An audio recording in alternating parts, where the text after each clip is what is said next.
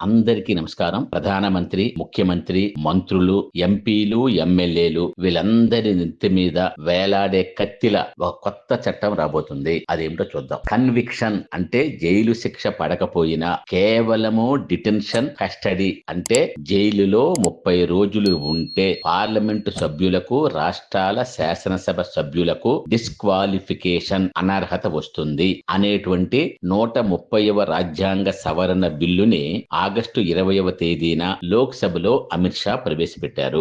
August 19 కేంద్ర cabinet ఈ యొక్క 130వ రాజ్యాంగ సవరణ బిల్లును ఆమోదించింది. బిల్లును పరిచయం చేసిన వెంటనే ఇది జాయింట్ పార్లమెంటరీ కమిటీకి అంటే జేపీసీకి సిఫార్సు చేయబడింది. ఇది ఒక రాజ్యాంగ సవరణ కాబట్టి స్పెషల్ మెజారిటీ పార్లమెంట్ ఉభయ సభల్లో అవసరం అవుతుంది.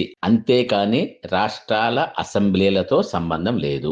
ఏ చట్టంలో ఈ మార్పులు చేస్తారు, ప్రస్తుతం ఉన్న నిబంధనలు ఏమిటి అనేది చాలా క్లుప్తంగా చూద్దాం. Representation of the people's act ప్రజా ప్రాతినిధ్య చట్టం 1951లో ప్రజా ప్రతినిధులు అంటే ఎంపీలు, ఎమ్మెల్యేల ఎన్నికలు, అర్హతలు, అనర్హతలు మొదలైనవన్నీ కూడా ఈ చట్టంలో ఉన్నాయి. ఇందులో సెక్షన్ 8 ముఖ్యంగా కొన్ని నేరాల్లో శిక్ష పడ్డ ప్రజా ప్రతినిధులకు సంబంధించిన అనర్హతల గురించి చెబుతుంది. దీనిలో 4 సబ్ సెక్షన్లు అంటే ఉప నిబంధనలు ఉన్నాయి. అవి ఏమిటో చూద్దాం. సబ్ సెక్షన్ 1 ప్రకారంగా ప్రివెన్షన్ ఆఫ్ టెర్రరిజం యాక్ట్ 2002 కింద ఎవరైనా దోషిగా తేలితే కోర్టు జరిమానా మాత్రమే విధిస్తే ఆ రోజు నుంచి 6 సంవత్సరాల వరకు వాళ్ళు ఆ పదవికి అనర్హులు. ఒకవేళ జైలు శిక్ష విధిస్తే దోష నిరూపణ తేదీ నుంచి అనర్హత ప్రారంభం అయి విడుదలైన తరువాత కూడా 6 సంవత్సరాలు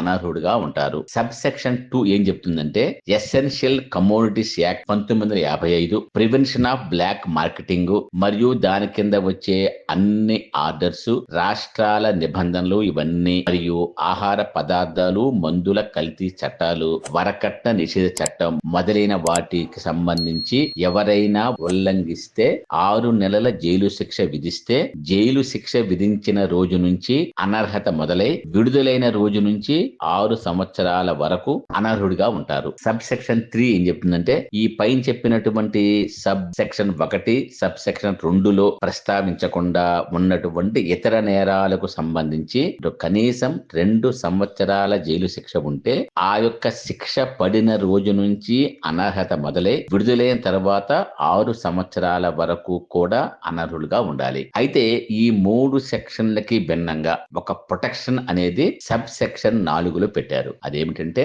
సబ్ సెక్షన్ 1, 2, 3లో ఏమి ఉన్నా ఆ భాగాల కింద అనర్హత ఉన్న ఎంపీలు లేదా ఎమ్మెల్యేలు తక్షణం ఈ యొక్క చట్టం అమలులోకి రాదు. కన్విక్షన్ జరిగిన రోజు నుంచి అంటే జైలు శిక్ష పడిన రోజు నుంచి 3 నెలలు గడిచిన తేదీ లోపు వాళ్ళు అప్పీలు లేదా రివిజన్ పిటిషన్ మొదలు పెడితే అది కోర్టు తీర్పు చెప్పే వరకు వారి యొక్క అనర్హత అమలులోకి రాదు. అంటే ఎంపీలు, ఎమ్మెల్యేలు కన్విక్షన్ అయినా కూడా అప్పీల్ పెండింగ్ లో ఉంటే వారు పదవిలో కొనసాగవచ్చు. ఇది 2013 వరకు కొనసాగింది. ఈ లూప్ హోల్ తో అనేక మంది కొనసాగుతూ వచ్చారు. అయితే Lily Thomas versus Union of India supreme court July 2013లో తీర్పు ప్రకారం ఈ ప్రొటెక్షన్ క్లాజ్ ని రద్దు చేశారు.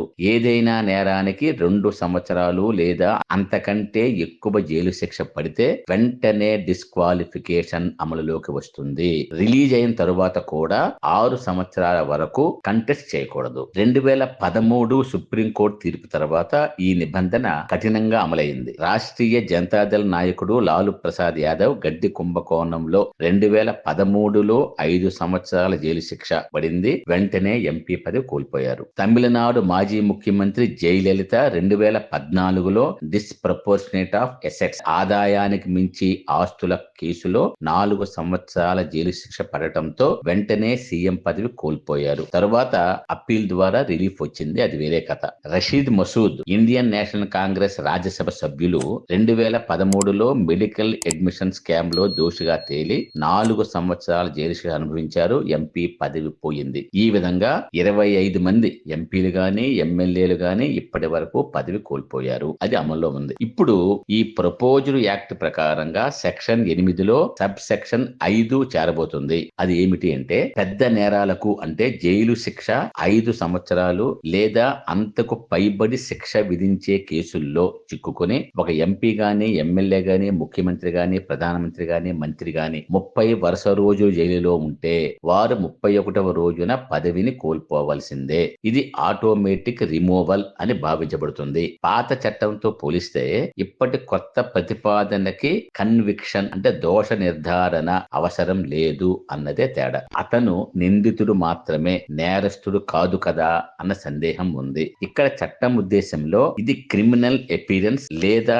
చార్జెస్ నిశ్శబ్దం కాదు. ఇది పబ్లిక్ ట్రస్ట్ అండ్ కాన్స్టిట్యూషనల్ మొరాలిటీని ముందుకు తీసుకువెళ్లే నైతికతకు సంబంధించిన అంశంగా గుర్తిస్తుంది. అయితే ఈ బిల్లు ఎమ్మెల్సీలకు అంటే లెజిస్లేటివ్ కౌన్సిల్ సభ్యులకు వర్తించదు. ఎందుకంటే లెజిస్లేటివ్ కౌన్సిల్ సభ్యుల అనర్హతలకు రాష్ట్ర చట్టసభల ప్రత్యేక నిబంధనలు ఉంటాయి. ఇవి డైరెక్ట్ గా ఎమ్మెల్సీలకు వర్తించదు. కేవలం ఎంపీలు ఎమ్మెల్యేలకే పరిమితం. ఒకవేళ ఎమ్మెల్సీనే మంత్రిగా ఉంటే కొత్త బిల్లు ప్రకారం జైలు శిక్ష వలన మంత్రి పదవి ఆటోమేటిక్ గా పోదు. కానీ రాజకీయ ఒత్తిడి, గవర్నర్ అధికారాలు, కోర్టు ఆదేశాల వల్ల మాత్రం పోవచ్చు. కొత్త చట్టం నిందితులు తప్పించుకోవడానికి 30 రోజుల్లోపే బెయిల్ తెచ్చుకోవాలని బలవంతం చేస్తుంది. కానీ అదే సమయంలో ఇన్నోసెంట్ అయినా 30 రోజుల రిమాండ్ లో ఉంటే పదవి కోల్పోతారు. ఇది ఒక న్యాయ సంబంధమైన ప్రశ్న. 2025 కొత్త చట్టం ప్రతిపాదన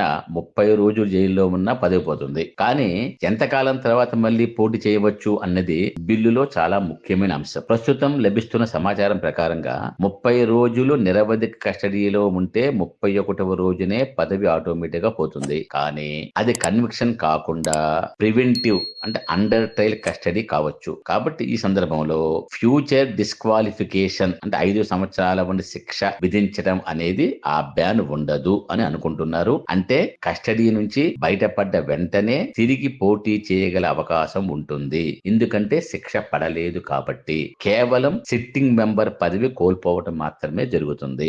ఎందుకోసం ఇలా పెట్టారు అంటే నేరస్తులు, అవినీతి ఆరోపణలతో ఉన్నవాళ్ళు చాలా కాలం అండర్ ట్రయల్ పేరుతో ఉన్న పదవిలో కొనసాగుతూ ఉన్నారు. దీంతో ప్రజల్లో ప్రజాప్రతినిధులపై విశ్వాసం సన్నగిల్లింది. కనుక 30 రోజుల కంటే ఎక్కువ కస్టడీ అంటే సీరియస్ కేసు అని భావించి అతను నిర్దోషి అని రేపు తేలిన పదవిని వదులుకోవాలి. ప్రజలకు కొత్త ప్రజాప్రతినిధి రావాలి అనేది ఉద్దేశం. అయితే సిబిఐ, ఈడీ కేసుల్లో బెయిల్ మీద ఉన్నటువంటి ప్రస్తుత నాయకులకు దీని వల్ల ఏమైనా ఇబ్బందా అంటే ఎటువంటి ఇబ్బంది లేదు, పదవి పోదు. ఇది బిల్లు రూపంలో మాత్రమే ఉంది. రేపు చట్టంగా మారిన తరువాత మాత్రమే అమలులోకి వస్తుంది. కానీ రేపు కొత్తగా అరెస్ట్ అయి 30 రోజుల కస్టడీ దాటితే పదవి ఆటోమేటిక్ గా పోతుంది. బయటకు వచ్చాక మళ్ళీ పోటీ చేసి గెలవచ్చు. అసలు సమస్య ఏమిటంటే చాలా మంది నేతలు నిర్దోషి అయినా మీన్ టైమ్ లో తమ యొక్క పదవిని కోల్పోతారు అనే సమస్యను చూపిస్తూ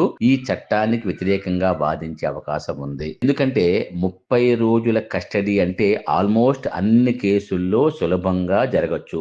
జడ్జీలు సాధారణంగా మొదటి 15 రోజులు తర్వాత మరో 15 రోజుల వరకు ఎక్స్టెండ్ చేస్తారు. కాబట్టి అనేకమైన కేసుల్లో 30 రోజుల కస్టడీ అనేది కామన్ గా జరుగుతూ ఉంది. అంటే సిబిఐ, ఈడీ కేసు వస్తే అంతే సంగతులు, పదవి పోతుంది. రాజకీయ ప్రత్యర్థులను ప్రజా జీవితానికి దూరంగా పెట్టే ప్రయత్నాలు రాష్ట్రాల్లోనూ కేంద్రంలోనూ మొదలవుతాయి అనేది అందరికీ ఉన్న భావన. రాష్ట్రాల్లో కూడా అధికారంలో ఉన్న పార్టీ ప్రతిపక్ష పార్టీల నాయకులపై దీన్ని ప్రయోగిస్తుంది. రాజకీయ కక్షలు పెరిగిపోతే ప్రజాస్వామ్య మనుగడ సంక్షోభంలో పడుతుంది. దీనిపై రాద్ధాంతం మొదలైంది. వేచి చూద్దాం ఏమవుతుందో.